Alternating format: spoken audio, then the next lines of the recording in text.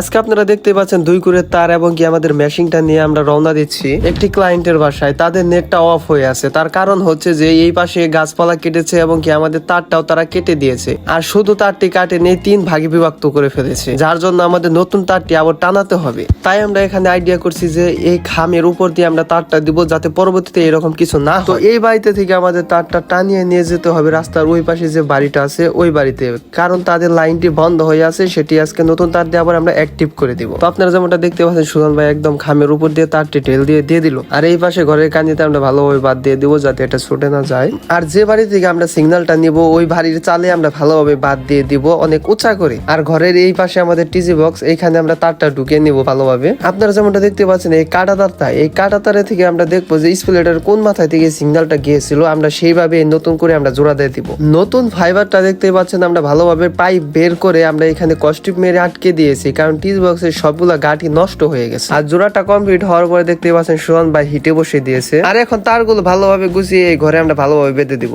আর যে বাড়িতে আমরা সিগন্যালটা ছেড়ে দিলাম সেই বাড়িতে প্যাচ করে জোড়া দেওয়ার পরে এখানে দেখতে পাচ্ছেন সিগন্যাল এসেছে 23। ইনশাল্লাহ এখন লাইনটি অ্যাক্টিভ হয়ে যাবে।